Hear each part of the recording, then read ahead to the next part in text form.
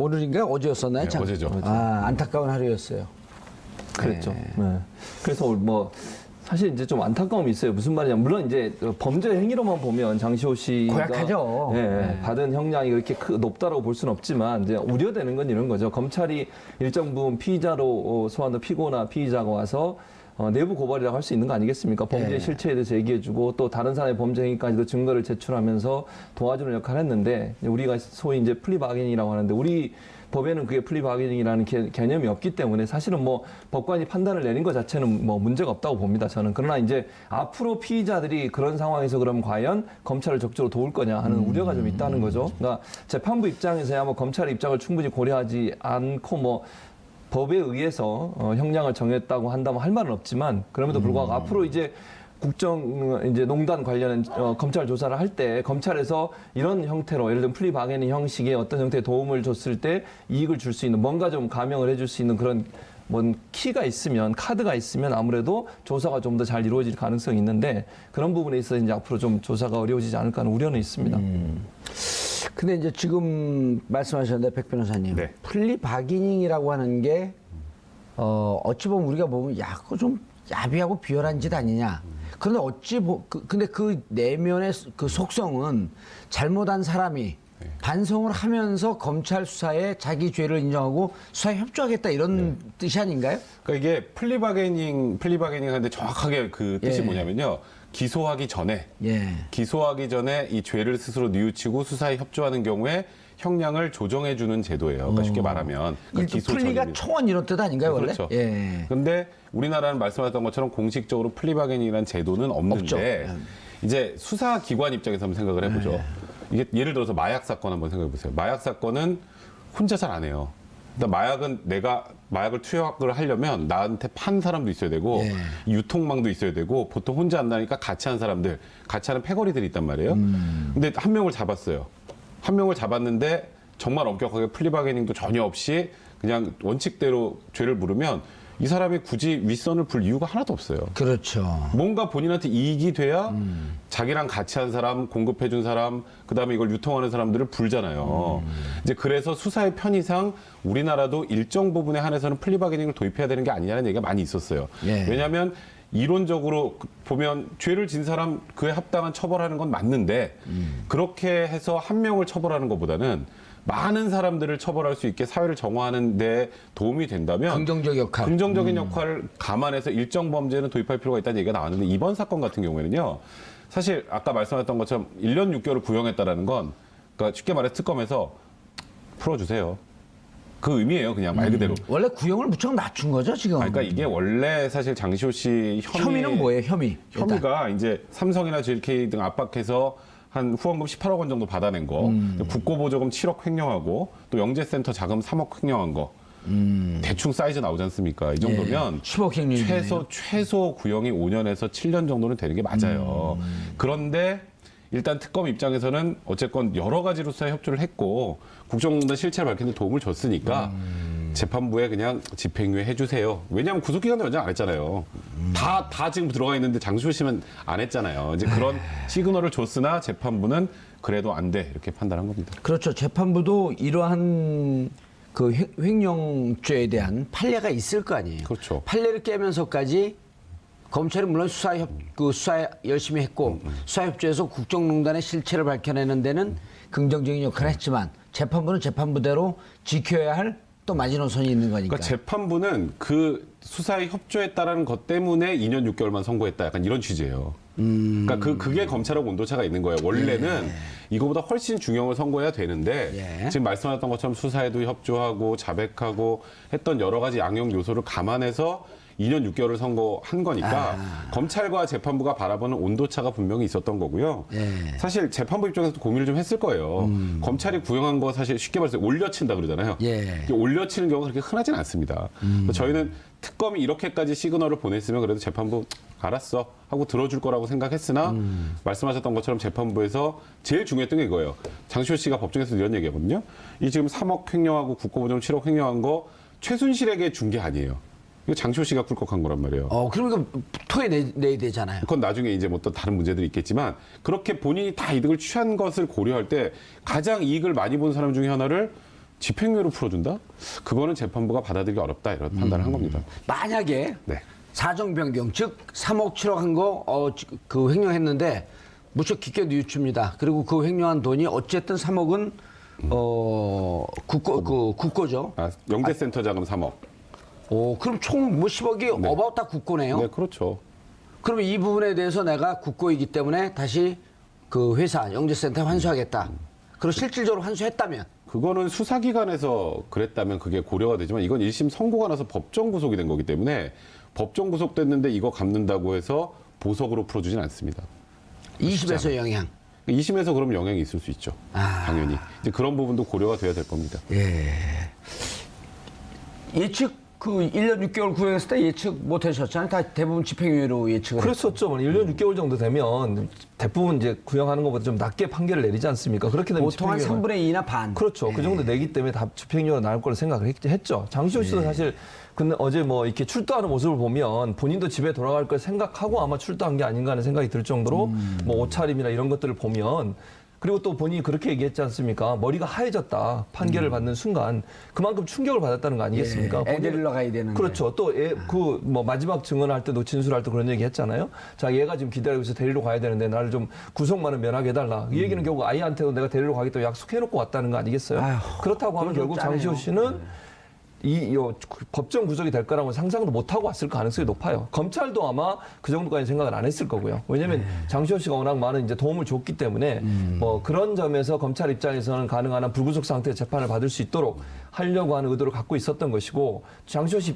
입장에서도 검찰과의 어떤 그 교감이나 이런 걸로 봤을 때 본인이 설마 법정 구속이 될 거라고는 생각도 못 했을 겁니다. 그래서 아마 그런 점에서 장시호 씨 입장에는 충격을 많이 받지 않았나 하는 생각이 듭니다. 보통은 이제 실형을 선고하면 거의 90% 이상은 1심에서 그 당시에 이제 자리에서 그 법정 구속을 하는데 아시겠지만 가끔 실형을 선고하면서도 법정 구속을 하지 않는 경우가 있어요. 그러니까 장시호 씨는 2년 6개월이 놀란 게 아니라 법정 구속이 훨씬 놀란 거죠. 그러니까 2년 6개월도 사실 집행유예가 붙을 수 있는 형이잖아요. 그렇죠. 3년 미만이니까. 그렇죠. 그러니까 항소심에서 또 어떻게든 뒤집을 수 있으니 여기서 법정 구속만 피하면 된다라고 생각을 했으나 재판부가 굉장히 단호했던 것 같고 좀 눈여겨볼 거는 이 재판부가 형사 22부입니다. 김세현 부장인데요. 김세현 부장이 맡고 있는 재판이 현재 박근혜 최순실 재판이에요. 그 재판의 재판부가 이런 판단을 했다라는 건 이 재판부가 사실 굉장히 피고인에게 잘해주는 재판부입니다. 그 의미가 뭐냐면 피고인이 원하는 거 다 들어주고 해달라는 것 뭐 증거 신청하면 다 들어주고 다 받아주는데 선고할 때는 굉장히 엄격하게 한다고 좀 유명한 재판부예요. 그리고 굉장히 재판을 잘하는 걸로 알려져 있고 그렇죠. 그러면 이번에 장시호의 1심 선고를 딱 보면 이거는 엄벌주의입니다. 그러니까 말 그대로 국정농단은 도저히 우리 국민들이 받아들일 수 없는 수준의 범죄다라고 판단을 하고 있는 거예요. 이번에 장시호 씨 판결문에 보면 최순실, 박근혜와 공모하여라는 거 많이 나와요. 그러면 아주 간단하게 이 같은 재판부가 22 재판, 이 판결을 하면서 박근혜 최순실 판결할 때 이거 인용 안 하겠어요? 똑같이 인용하는 거예요, 이거는. 그러니까 이거는 박근혜 최순실 이제 그 두 피고인에게도 엄청나게 충격적인 어제 결과인 거예요. 그러니까 쉽게 말해서 장시호 씨 혼자 충격을 받을 게 아니라 지금 나비 효과로 이 두 명도 굉장히 충격을 받을 수밖에 없는 어제 선고 결과로 봐야 될 것 같습니다. 아니 장시호 씨 부분에 대해서는 우리가 이제 온정주의로 가면 안 되지만 좀 안타깝긴 했었는데 네. 박근혜 최순실 두 재판에 아주 그 엄벌주의적 영향을 미칠 것이다. 예. 이렇게 하니까 조금 마음이 위안이 되네요. 그러니까 김세윤 부장판사가 김세연. 김세연, 네, 김세윤, 김세연, 네, 김세연. 김세연. 김세연? 헷갈리네요, 갑자기 이름이. 연이나 어쨌든 네. 끝자리는 알아봐 주시고요. 어쨌든 그 김 판사님이 별명이 있대요. 별명 유치원 교사. 오. 특이하지 않습니까? 근데 장시호 그 그러니까 뭐 유치원 무슨 애들을 말이냐면 나가야 되는데. 백 변호사 아까 얘기했지만 유치원 교사라는 말은 뭐냐면 재판 진행 과정에서 너무너무 너그러운 거예요. 진행 과정에 있어서는 뭐 증언했죠, 뭐 증거 채택해 달라면 채택해주고 증인 채택해 달라면 채택해주고 다 하는 거죠. 그러니까 충분히 피고인이 자기가 할 수 있는 모든 걸 할 수 있으면 가능한 한 다 들어주는 거예요. 지금 보세요, 박근혜 전 대통령 재판이나 최순실 재판에서도 그들이 요구하는 거 거의 다 들어줬습니다. 예. 증인 막 뭐 재판을 지연시키려고 증인 막 증가시키고 막 이랬을 때도 다 들어줬잖아요. 그런데 이분이 갖고 있는 특성이 뭐냐면 판결에서는 엄격하다는 거예요. 김세윤이네요. 김세윤 맞죠? 김세윤 판사가 판결에서만은 아주 엄격하다고 소문이 나 있어요. 유치원 교사. 네, 그러니까 유치원 교사란 말은 이미지가 그만큼 유치원 교사는 아이들 말을 잘 들어주는 사람이잖아요. 그러나 아이들이 잘못하면 단호하게 처벌하는 거죠. 왜냐하면 여기서 잘못한 걸 용인하면 아이가 사회에 나갔을 때 그렇죠. 성인이 됐을 때 계속 똑같은 짓을 저지르니까. 그래서 김세윤 판사는 재판 과정에서는 정말 너그럽고 인자한 모습을 보이지만 마지막 판결에 있어서는 엄하게 법의 근거에서 판결을 하기 때문에 저도 백선민 변호사 말씀처럼 박근혜, 최순실 두 사람에 대해서 엄한 판결을 할 거라고 저는 생각을 합니다. 느닷없이 궁금한 게 생겼어요. 유치원 교사라고 하는 이 별명은 확인된 건가요? 기사에서 읽었는데요. 아, 기사에서 읽었어요? 그럼 맞죠. 그러니까. 왜냐면 물어보시니까 제가 직접 알아보려고 하는 것처럼 그렇게. 아니, 누군가 주위에 있는 사람이 또 이게 아니라고 얘기할 수 있죠. 긍정적인 의미고 의미 있는, 그리고 재판을 잘한다는, 그리고 주위 환경에 영향을 받지 않는 판사로도 저도 알고 그렇죠. 있거든요. 맞습니다. 근데 유치원 교사를 월급 올려줘야 되는데. 그러니까 이게 아주 간단하게요. 박근혜 최순실의 재판을 진행하는 지금 우리나라 판사라면 당연히 법원에서 최고니까 하는 거예요. 에이스들이니까. 아니, 세기의 재판인데 이거를 그러면 재판할 때 평판 안 좋은 판사한테 맡깁니까? 그러니까 현재 우리나라에서 가장 재판을 잘한다라고 알려져 있는 분이 김세윤 부장이고요. 그리고 말씀하셨던 것처럼 그 유치원 교사라는 별명이 붙은 이유가 뭐냐면, 그러니까 피고인이 납득할 만하게 판단한다는 거예요. 그러니까 말 그대로 방어권 행사하는 거 할 수 있게 다 들어주고, 그래 어떤 주장을 하는지 다 들어보고, 그러니까 하나도 말을 끊질 않아요. 김세윤 부장은. 그래서 피고인들이 재판을 하고 나면 굉장히 좀 속이 시원하다 그래야 되나? 그런 얘기들을 많이 한대요. 자기 하고 싶은 얘기 다 했다. 그런데 거기에 이제 객관적인 증거나 이런 걸 종합해서 판단할 때만큼은 굉장히 온정주에 휩싸이는 게 아니라 엄격하게 판단하는 걸로 유명합니다. 그러니까 이제 피고인 입장에서도 내 얘기도 들어주지 않고 저렇게 판단했으면 억울할 텐데 얘기는 다 들어주고 그렇죠. 또 그 얘기한 것에 대해서 잘못된 부분은 잘못된 대로 다 논박을 하고. 그렇죠. 그러니까 판결 자체가 굉장히 좀 피고인 입장에서도 설득력 있는 판단을 많이 하는 거고요. 근데 참 아이러니한 건 이렇게 아까 유치원 교사라고 소문이 나 있는 재판부의 재판을 거부하고 있는 박근혜 전 대통령이 또 이렇게 생각해보니까 참 황당하네요. 무서워지는데요? 호러물 같아요, 호러물. 아니, 근데 27분 이재용 재판부 누구였었죠, 그때? 그러니까 그 분 성함은 제가 잘 기억이 안 나요. 27분. 네, 그 분도 뭐 재판은 잘한 걸로 유명하시는 분이에요. 그러니까 지금 현재 서울중앙에서 가장 소위 우리나라 부장 중에 형사부장 중에 에이스들만 현재 지금 이 재판에 지금 매달려 있는 거고요. 그러니까 지금 현재 그곳에서 나왔던 이재용 부회장 유죄 판단, 그리고 이번에 나온 장시호의 유죄 판단, 이 두 가지가 결합이 돼서 사실상 우리가 지금 뭐 유죄가 나올까 무죄가 나올까 뭐 최순실이나 박근혜 전 대통령에 대해서 그걸 문제 삼는 걱정하는 게 아니라 도대체 몇 년이나 나올까. 근데 이런 지금 현재 진행되는 과정을 보면 우리 예상보다 더 중하게 나올 수도 있다. 이런 느낌이 듭니다. 알겠습니다. 사실 근데 조금 올려친 거란 말이에요. 네. 올려친 거는 처음에 검찰의 구형에 나섰다라고 이렇게 메시지를 준 거 아닌가요? 그렇죠. 그런 의미라고 볼 수 있죠. 근데 사실은 법원도 판결문에 보면 많이 도와준 걸 인정하는 부분이 있어요, 분명히. 그러니까 수사에 도움을 줬고 법원에서도 많은 증언들을 해준 것에 대해서 일정 부분 감형 요소가 있다라고 하는 부분을 얘기했고 그 말은 결국 뭐냐면 재판부 입장에서 이보다 더 2년 6개월보다 더 많은 형을 사실은 판단하는 게 맞는데 그럼에도 뭐 줄여줬다는 의미 아니겠습니까? 그럼 결국 검찰은 그보다 더 적게 했기 때문에 그 부분에 있어서는 이제 법원에 있어도 뭐 이해는 하는 것 같아요. 검찰 입장에서 충분히 본인들이 조사하는 과정에 있어서 도움을 많이 받았고, 뭐 제2의 태블릿 PC도 받았고, 또 뭐 박근혜 전 대통령과 최순실이 통화했다는 대포폰 얘기도 다 들었고, 그다음에 무슨 메모 같은 것도 다 얘기해줬지 않습니까? 그런 차원에서 본다고 하면 장시호가 국정농단 수사에 엄청난 도움을 줬죠. 그런 분이 검찰에서는 고마울 수밖에 없는 것이고, 그렇게 도움을 준 사람한테 일정 부분 그 도움을 받기 전에 검찰이 그렇게 얘기 안 했겠습니까? 우리가 적극적으로 수사에 도와주면 뭐 우리도 어쨌든 최선을 다해서 당신을 도와주겠다라고 얘기를 했을 가능성이 있다고 저는 봐요. 특검 입장에서도. 그러니까 특검이 상당히 좀 곤란한 상황이 된 거죠, 사실. 장시호 씨한테. 그럼 뭐 그렇다고 해서 특검이 법원을 상대로 해서 뭘 할 수 있는 상황은 아니지 않습니까? 법원은 법원 나름대로 판단하는 것이고. 부장이제 부장판사 입장에서는 아무래도 그 본인이 갖고 있는 어떤 원칙 이걸 벗어나는 것에 대해서 상당히 좀 그러니까 뭐랄까요 하지 않았다 이렇게 볼 수 있을 것 같고 다만 아까도 말씀드렸지만 원래는 2년 6개월보다 더 많이 나올 수 있는 죄목으로 보면 그런 범죄임에도 불구하고 좀 줄여줬다고 하는 것은 김세윤 부장판사도 일정 부분 장세호 씨의 검찰 도움 또 수사의 도움 법원에서의 도움을 인정한 게 아닌가 근데 사실 이제 뭐 마약 수사나 지금 우리가 1년째 보고 있는 이 뭐 국정농단 사건, 이거 뭐 전형적인 권력형 비리 사건 아닙니까? 예. 이런 거는 제보자가 없으면 제대로 캘 수가 없어요. 맞아요. 제보자 없이 어떻게 캡니까 이거를? 이거 굉장히 그리고 지금 치밀하게 국정농단 이어지는 사건에 건데. 지금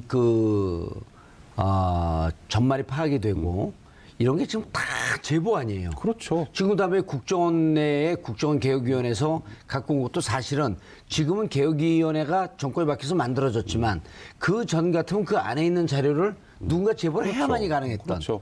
거기다가 또 요즘에 있는 그 특활비 상납 논란도 다 제보예요. 이현수 기조실장 아니면 아무도 몰라요. 어떻게 알아요, 그거를? 그러니까 그렇기 때문에 권력형 비리나 이제 마약 수사처럼 정말 한 번에 일망타진하기 힘든 범죄들은 사실 플리바게닝 도입하는 게 맞아요. 그러니까 왜냐하면 그렇게 하지 않으면 사회 정의를 구현 자체를 못 하는데 개개인에 대한 정의를 세우는 것도 중요하지만 사회 전체의 정의를 세운다는 측면에서는 일정한 이런 특별한 이제 권력형 비리 사건이나 몇 가지 범죄 유형을 정해서 그런 경우에는 좀 플리바게닝을 도입을 해서 검찰이 원하는 대로, 특검이 원하는 대로 결론을 내주는 게 사실 사회정의에 더 부합하지 않을까 저는 개인적으로는 생각이 좀 듭니다. 그러니까 지금 미국도 프리바게닝 하고 있고요. 프랑스나 영국도 하고 있고 일본도 내년 6월부터 도입을 해요. 프리바게닝을. 일본이 도입하기 전에 우리가 먼저 그러니까 했어야 우리가 해야 되는데 먼저 자존심 일본한테 뒤지는 거 좀 많이 안 되지 않습니까? 다른 데는 몰라도 기분이 별로 안 좋습니다. 어쨌든 일본도 일본이 내년 함께 6월에 하지 말까요? 아니요, 그래도 해야죠.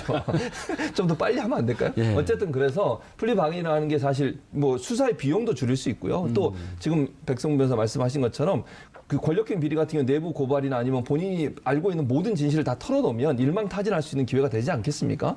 또 국민들이 얼마나 본인이 예. 반성하고 그렇죠. 사회에 반성하고. 대한 사과의 의미에서 너의 죄의 진상을 다 밝히고 그렇죠. 앞으로 그 예를 들어서 다른 사람 잡히게끔 이게 그 털어놓는 게 그 네. 사람한테 나쁜 게 아니라 죄를 지은 사람 벌을 받고 네. 회개하고 반성하고 다시 건강한 사회로 돌아가라 이런 뜻 아니에요. 맞습니다. 그건 좋은 취지예요. 그러니까요. 그런 취지에서 그래서 사실 선진국에서 그걸 도입해서 활용하고 있는 거 아니겠습니까? 그런 차원에서 본다고 하면 일본이 우리도 도입하는 건 좀 기분 나쁘다. 그러니까 우리가 빨리 도입을 해야 되지 않나 하는 생각이 듭니다. 알겠습니다.